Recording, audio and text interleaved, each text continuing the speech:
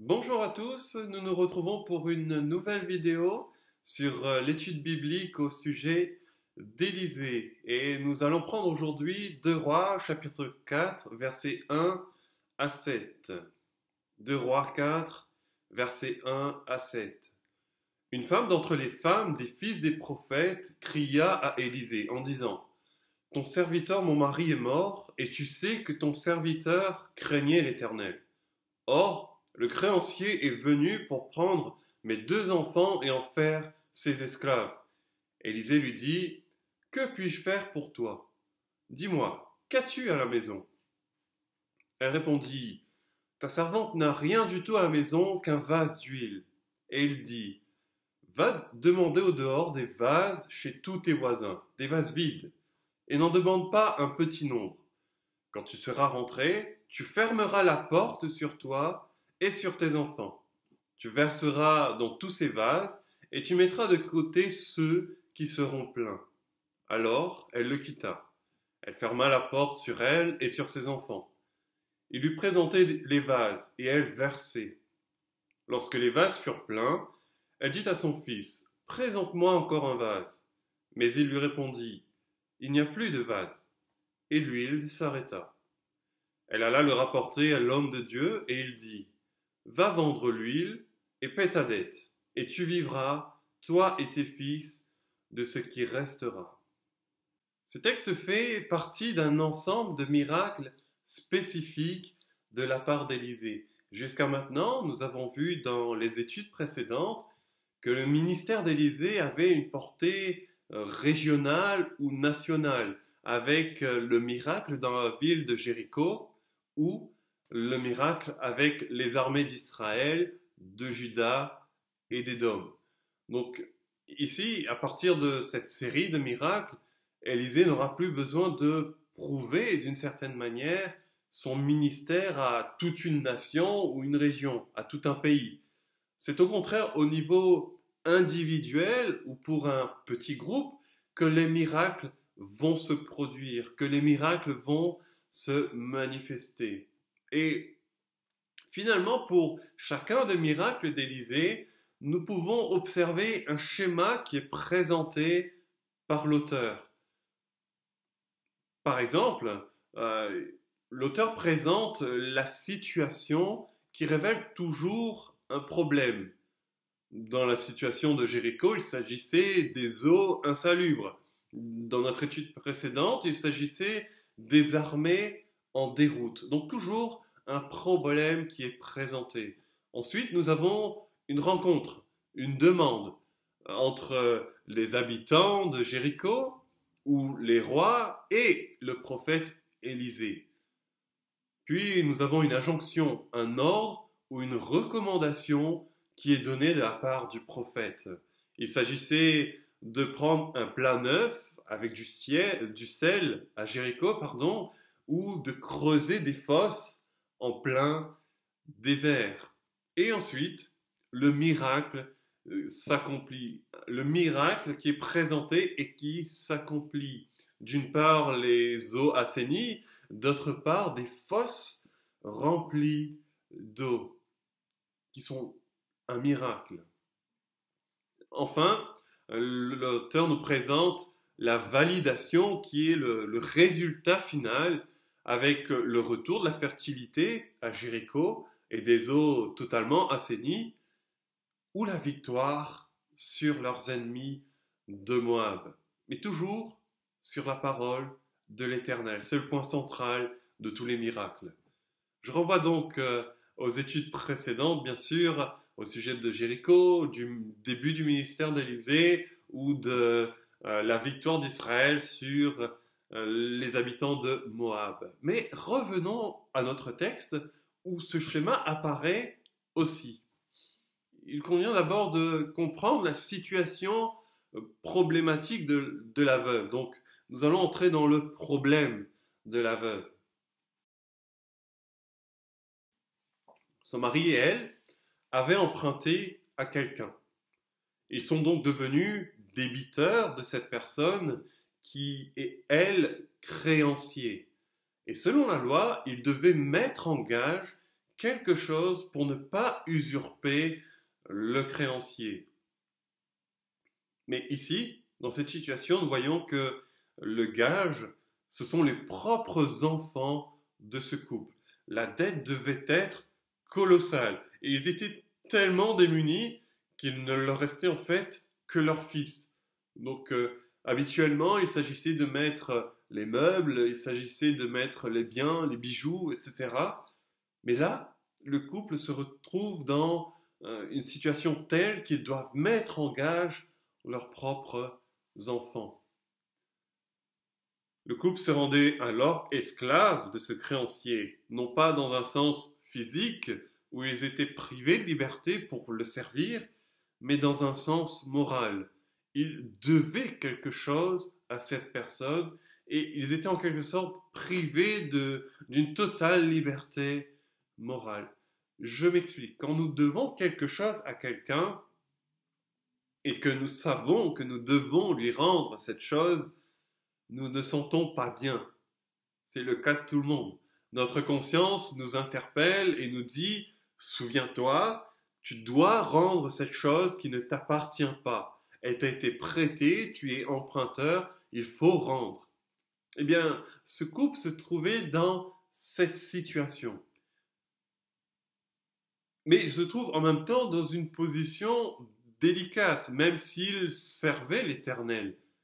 Le mari était parmi les fils des prophètes, dans cette école de prophètes. Donc ce couple servait l'Éternel, mais pourtant se trouvait dans cette situation où ils étaient démunis, où ils se retrouvaient appauvris. Ce qui peut arriver même aux enfants de Dieu. Nous ne sommes pas toujours à l'abri du besoin, mais Dieu est pleinement capable de pourvoir. C'est le Dieu qui pourvoit. La Bible nous dit que le mari craignait l'Éternel, mais ne précise pas les raisons de cet emprunt. Et puis, ce n'est pas le but du texte. Ce couple était dans une situation de besoin et devait emprunter pour survivre en mettant en gage tout ce qu'ils avaient. Le but de ce texte est de montrer tout le processus du miracle et combien une grâce leur est apportée. Et puis, la situation devient véritablement dramatique. Cette femme imaginez-vous, perd son mari, elle est donc dans une situation de désarroi total. Elle est désespérée. Elle n'a plus rien chez elle. Il ne lui reste que ses enfants qui allaient eux-mêmes bientôt lui être enlevés pour devenir les serviteurs d'un autre. Donc elle se retrouvait sans famille et sans un sou.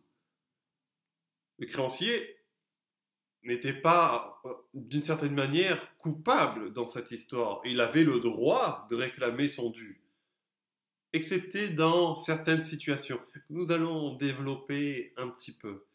Deutéronome 24 traite en partie de la conduite à tenir envers les pauvres en Israël, sans toutefois mépriser les riches. Selon la loi, le créancier ne devait pas prendre d'objets indispensables à la vie et surtout ne rien prendre en gage de la part d'une veuve. Deutéronome 15 nous dit qu'un homme ou une femme pouvait volontairement devenir serviteur ou servante de son créancier. Mais le texte ne nous révèle pas ceci. La femme, la veuve, n'avait pas mis en gage sa propre vie pour devenir servante. Ici, ils avaient mis en gage leurs propres enfants. Donc, ce créancier ne va pas tenir compte de la loi, selon Deutéronome 24 ou Deutéronome 15. On peut penser que c'est un étranger, ce qui arrivait souvent en Israël, où on faisait appel notamment aux Phéniciens, donc dans le nord-ouest du pays, c'était des marchands, donc où on faisait appel à des Phéniciens notamment pour emprunter. Ou il s'agissait alors d'un Israélite, mais qui ne suivaient pas du tout les ordonnances de la loi mosaïque. La situation s'en trouve donc injuste. En même temps, le créancier a beaucoup emprunté et on se trouve dans une impasse. D'une part, le créancier qui doit réclamer son dû, puisqu'il a emprunté, et d'autre part, une veuve qui est dans un désarroi total, désespérée, désemparée. Arrive alors la rencontre. La veuve se tourne vers Élisée, qu'elle connaît. Il est prophète de l'Éternel, c'est un homme de Dieu qui accomplit des miracles, nous l'avons déjà vu. Il est en plus responsable des écoles prophétiques en Israël, dont faisait partie son mari, et a une position sociale importante. Est-ce qu'elle est venue à cause du ministère prophétique d'Élisée, ou parce qu'il accomplit des miracles, ou peut-être à cause de sa position hiérarchique? Nous ne connaissons pas véritablement ses motivations. Néanmoins, en examinant le texte, nous pouvons souligner une attitude qui laisse penser qu'elle voyait en Élisée un homme de Dieu qui pouvait l'aider dans sa situation. Et elle n'est pas restée inactive à attendre que le miracle tombe du ciel. Elle s'est tournée vers quelqu'un qui pouvait la secourir. En écoutant cette veuve, Élisée ne portera aucun jugement sur sa situation. Bien au contraire, il va démontrer sa bienveillance et sa compassion envers elle alors qu'elle s'approche de lui. Comment est-ce que nous aurions réagi? Plutôt que de lui reprocher quoi que ce soit et lui dire comment as-tu fait pour t'endetter à un tel point, etc., Élisée au contraire se rend attentif et est disponible pour répondre à son besoin.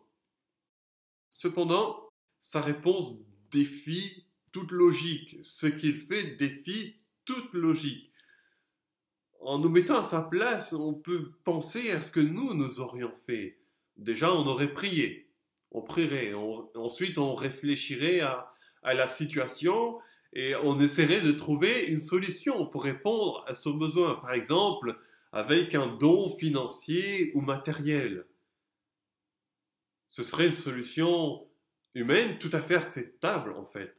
Et c'est important, si nous voyons quelqu'un dans le besoin, nous demander de l'aide, nous allons l'aider du mieux possible. Je rappelle l'exhortation ici de Jacques, et c'est ce que va faire Élisée, bien qu'il ait vécu des centaines d'années avant Jacques. Donc Jacques 2, versets 15 à 16. Si un frère ou une sœur sont nus et manquent de la nourriture de chaque jour, et que l'un d'entre vous leur dise « Allez en paix, chauffez-vous et vous rassasiez », que vous ne leur donniez pas ce qui est nécessaire au corps, à quoi cela sert-il? La loi de Moïse elle-même demande de donner à ceux qui sont dans le besoin. Nous reprenons Deutéronome 15 et ici au verset 7.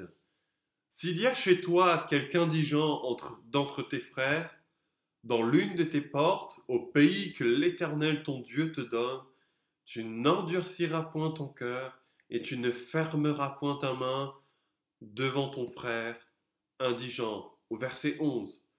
Il y aura toujours des indigents dans le pays, il y aura toujours des gens qui seront dans le besoin.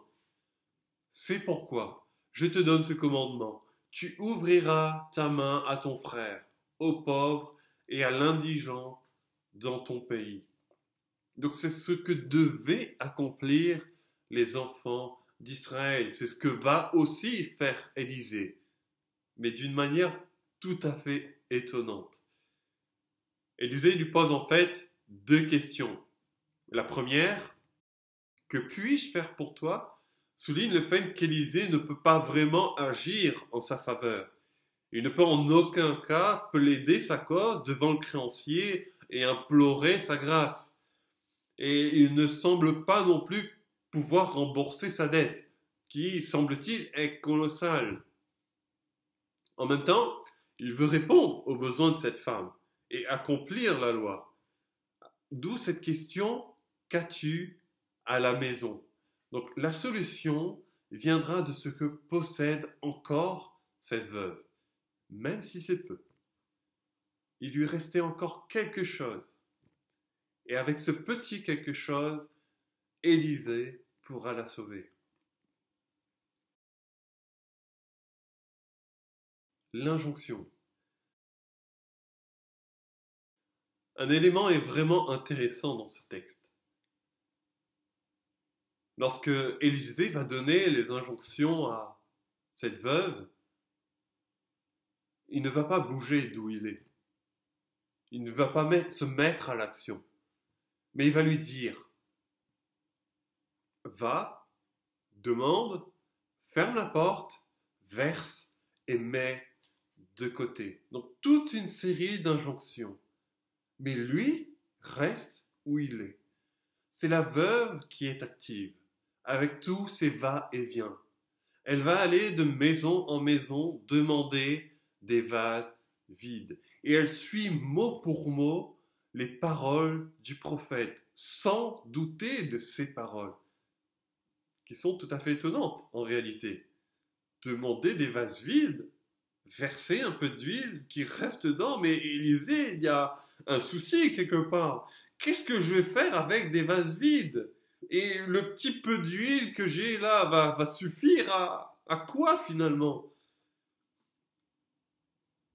Ici, la raison, notre capacité à réfléchir, notre capacité à prendre des décisions logiques est complètement chamboulée par l'action divine et la parole inspirée de Dieu. Si l'Esprit de Dieu est un esprit de sagesse et d'intelligence, de conseil et de force, de connaissance et de crainte de l'Éternel, il n'en reste pas moins que son action défie l'entendement. Nous remettant à notre place de simple être humain, mais aussi démontrant à quel point Dieu dépasse notre conception des choses de la vie. Et la veuve agit donc avec humilité face à l'homme de Dieu, recevant ses paroles et obéissant avec simplicité. Le miracle. Le miracle s'accomplit ici avec ce tout petit peu d'huile. Le mot hébreu pour vase est traduit dans d'autres versions par flacon, pot ou fiole, donc soulignant la faible quantité d'huile. Chez elle, il ne lui reste ni meubles, ni ustensiles, ni nourriture, mais seulement un flacon d'huile. Mais en obéissant à la parole de l'homme de Dieu, cette veuve va constater le miracle, alors que ses enfants étaient au cœur du problème, bientôt étant enlevés de sa maison. Nous pouvons relever que cette maman va recevoir leur aide. Seule, elle ne pouvait pas s'en sortir. Elle va donc solliciter ceux qui l'entourent. Elle va solliciter ses enfants, ses voisins. Donc c'est une toute autre attitude que celle du début de l'histoire qui fait surface. Dorénavant, le processus de changement est lancé dans sa propre vie et dans sa famille. Le problème est en cours de résolution et son attitude change. Et nous voyons le résultat.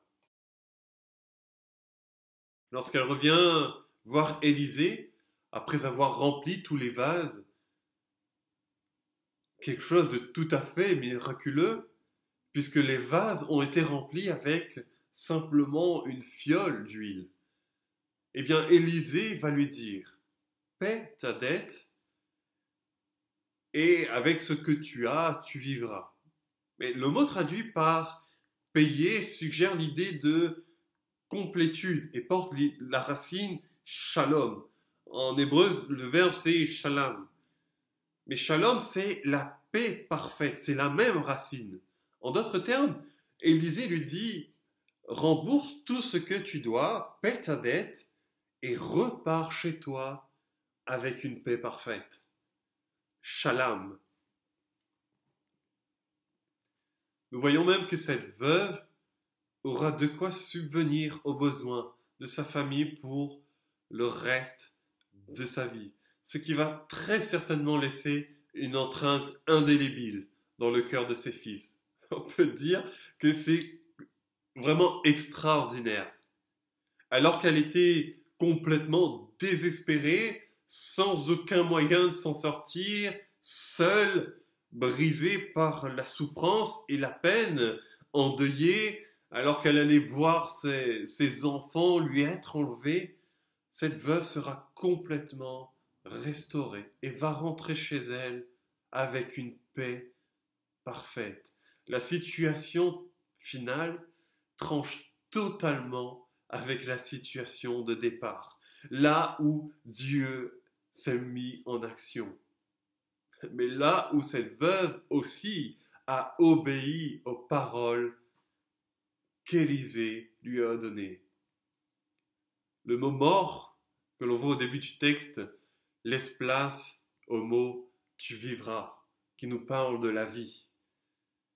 Aussi, le deuil du mari et la mort intérieure sont maintenant remplacés par la consolation et la paix.